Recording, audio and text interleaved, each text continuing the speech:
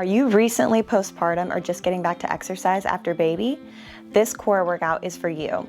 Just 10 minutes to heal and strengthen your postpartum abs and pelvic floor, especially for my C-section mamas looking to lose that C-section shelf or pooch. I've been there. This workout is gentle and beginner friendly. All you need is a mat or a soft surface. Let's get started. Hey mamas, let's get started with our first exercise. So for this one, you're gonna be laying on your back, and I want you to take your hands like this, fingertips touching, and place them underneath that small curve of the lower back. Go ahead and lay down for me. Feet close to your butt, knees up, heels down. Okay, our first exercise, transverse abdominis breathing. So what you're gonna do, bring your hands underneath that small curve in the low back. You're gonna take a deep breath in. Fill your belly up with air like you're inflating a balloon. Deep breath out. Deflate the balloon. Pull your belly button in toward your spine and press your lower back into your hands. Go ahead, do that again for me. Inhale. Filling up that belly, exhale. Deflating the balloon. And as you're doing that, you can keep going. You're gonna slowly bring that belly button in toward your spine and then lightly press your lower back into your fingertips. And what that's gonna do is create that abdominal pressure, that tightness in your core, that's strengthening your abs from the inside out. So keep breathing for me. Inhale. Exhale.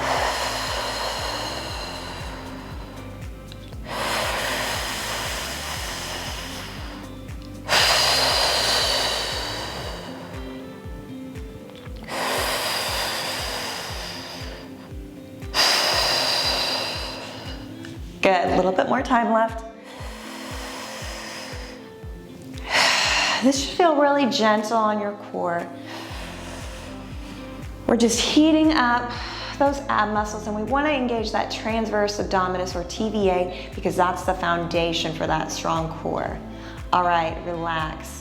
Now, next exercise, I want you to keep those hands underneath there. Keep that tightness on in your core with that exhalation, pulling that belly button in toward your spine.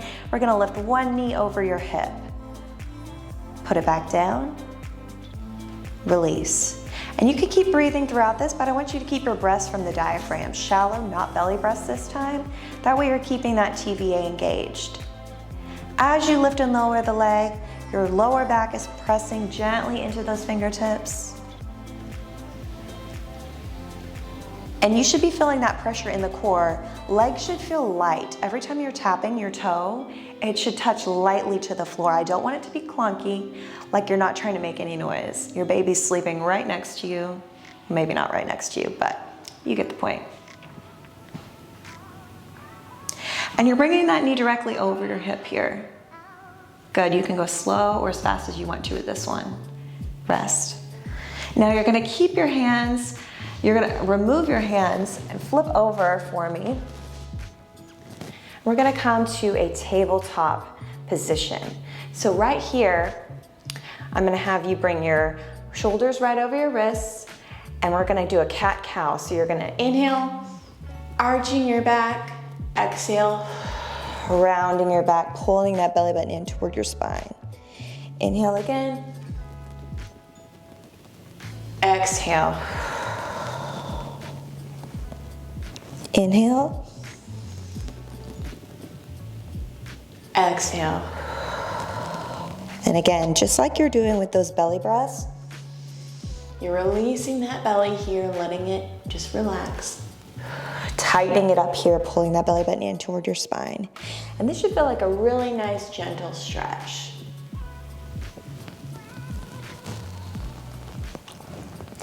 Rest. All right, we're gonna stay here for the next exercise. It's called a bird dog. You're gonna raise your right arm and left leg straight up, about shoulder height, a little under the hip with the leg, and then release nice and quiet, nice and soft. Other side. So you're just slowly extending the opposite arm and opposite leg, about shoulder height, a little under the hip with that leg. Doesn't have to be perfectly straight. And you want to press through that opposite hand and opposite knee that's on the floor. creating that stability. Pulling your belly button in toward your spine as you're lifting. Lightly touching down so that pressure is in the core. If you find yourself shifting a little bit, that's really normal. Just try to stay stable by pressing into that hand and that knee on the ground. Rest. Okay, we're gonna stay here for the next one. Again, make sure those shoulders are right over your wrists here, knees right under your hips. We're gonna do a hydrant. So you're gonna lift your right leg, knee comes up, and then release. Let's do that again, knee up, opening that hip. Good, so not only were you getting a nice stretch for those hips, we're working the abs too. So I want you to try to press evenly through your hands here so you're not shifting your body weight. You might shift a little bit, that's normal. And then try to keep your hips square to the ground so you're not opening up that hip. I want you to keep them square to the ground. And then try this. Inhale at the bottom, belly breath, exhale as you come up. So you're releasing, you're tightening. There we go. All right, let's move to the other side. I'm gonna flip around for you. Again, same thing, shoulders over wrists. Let's lift that leg, left leg this time. Inhale, exhale. If you want to make it pretty, you can point your toe, but it doesn't have to be pretty.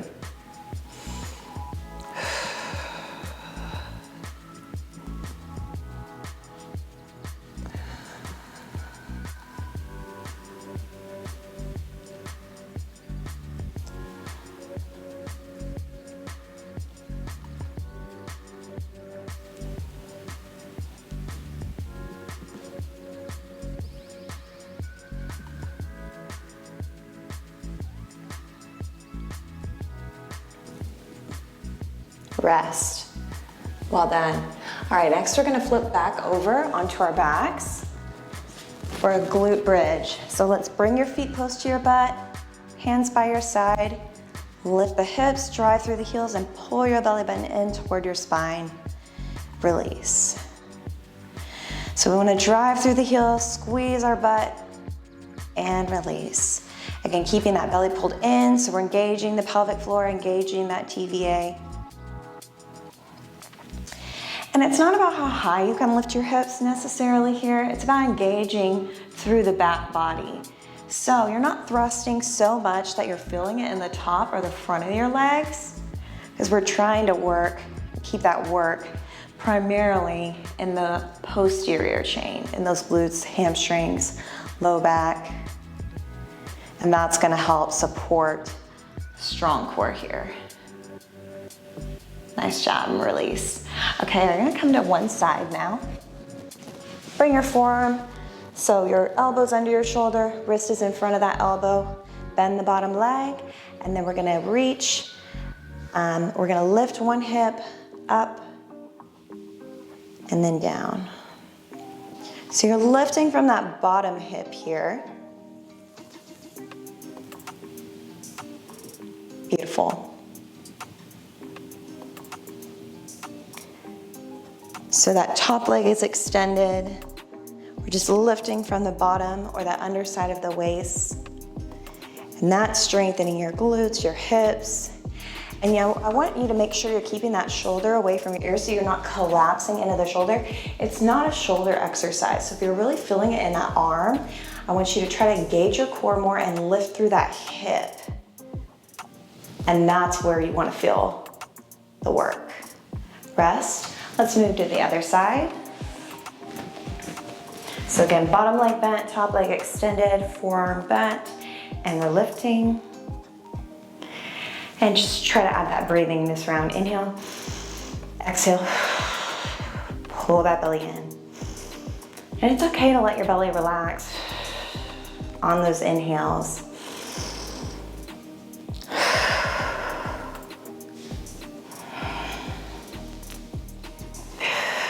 Beautiful, again, lifting to the underside of your waist here. Keeping that forearm firmly planted. Again, shoulder over elbow, wrist in front, 90 degrees. So we're keeping that perfect alignment, getting the work where we want it.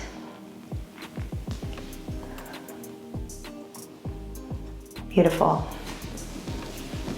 So there you have it. Your 10-minute postpartum ab workout is gentle enough that you can do this every single day. And when you feel like you've gotten stronger and these moves start to feel a little easy, you can move on to my advanced version of this workout that's more about sculpting and toning your abs. Thanks for watching.